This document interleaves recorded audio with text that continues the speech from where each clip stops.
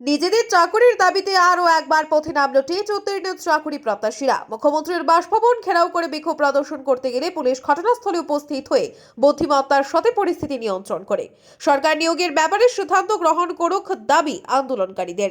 একদিকে রাজ্যের বিভিন্ন বিদ্যালয়গুলোর মধ্যে শিক্ষক স্বল্পতা নিয়ে নানান জায়গায় ছাত্রছাত্রী সহ একাংশ অভিভাবকরা প্রতিবাদের সামিল হচ্ছেন। বিভিন্ন জায়গায় দাবি করছেন শিক্ষক সংকটে শিক্ষা ব্যবস্থায় বাধা তৈরি হচ্ছে।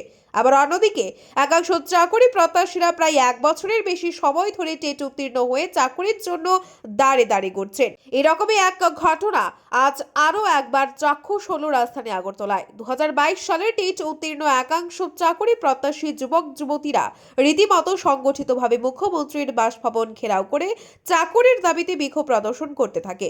যদিও সংশ্লিষ্ট বিষয়ে খবর পেয়ে পুলিশ প্রশাসনের উচ্চ এবং মাঝারি পদস্থ আধিকারিকরা বিশাল পুলিশ বাহিনী সহ ঘটনাস্থলে উপস্থিত হয়ে পরিস্থিতিতে যথেষ্ট বুদ্ধিমত্তার সাথে নিয়ন্ত্রণ করে।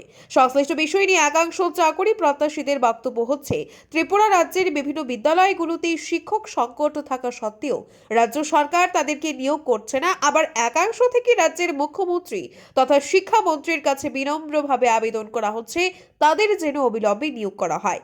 এখন দেখার বিষয়, দীর্ঘদিন ধরে টেট উত্তীর্ণ 361 জন বেকার যুবক যুবতীদের এই যে চলমান আন্দোলন বা বিক্ষোভ প্রদর্শন, এর পরবর্তীতে সরকার কি ব্যবস্থা গ্রহণ করে।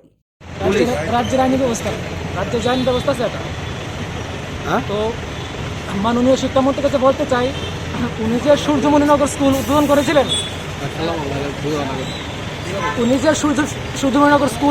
করেছিলেন, স্কুল উদ্বোধন করলে কোনো লাভ হবে না। স্কুলে শিক্ষক নেই, তো শিক্ষক ছাড়া স্কুল উদ্বোধন করলে কী লাভ হবে? তো স্যারকে বলতে চাই, ডেলি আন্দোলন করতে ভালো লাগে না। যদি চাকরি যদি আমাদের দেয় তাহলে বলতে ওনাকে আমাদের চাকরি দেবেন, আর যদি না দিতে পারে তাহলে বলে ঠিক আমাদের চাকরি দেওয়া হবে না। তো ডেলি আন্দোলন করতে ভালো লাগে না, এটাই। 2022 সালের টেট ক্যান্ডিডেট, শুধু টেট ক্যান্ডিডেট না, আমার ছেলে মেয়েও আছে, ওরাও স্কুলে পড়াশোনা করছে। বিদ্যাজ্যোতি স্কুল তো অনেকগুলি আছে, বিদ্যাজ্যোতি স্কুলের রোস্টার রুটিনে ক্লাস হচ্ছে কিন্তু টিচার শর্টেজ। কিন্তু এদিকে আমরা নিয়োগের জন্য বসে আছি, 1 বছর ক্লাস করে আমরা নিয়োগের জন্য বসে আছি।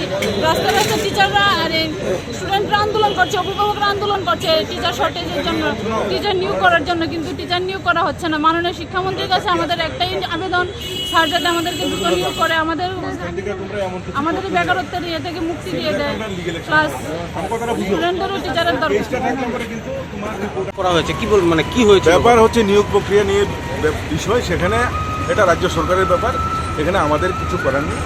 আইনের মধ্যে থেকে যেটা সম্ভব সেটাই ওরা করতে পারবে, কিন্তু আইনের বাইরে কোনো কাজ করা ওটা হবে না। কিন্তু আমরাও দেখতে পেলাম যে ওদের যে ফ্ল্যাক্সটা, এটা পুলিশ কর্তৃপক্ষ থেকে ছিঁড়ে দেওয়া হয়েছে। এটা ভুল কথা, পুলিশকে তো ছিঁড়তে যাবে? এটা তো আমরা নিজের চোখে দেখলাম। না, এটা প্রশ্ন, এদেরকে আটকানো হয়েছে সেটাই বলছি। এরা তো আন্দোলন করছে, তার মানে পুলিশ ফ্ল্যাগ ছিঁড়ে দেবে? না, এটা ঠিক না।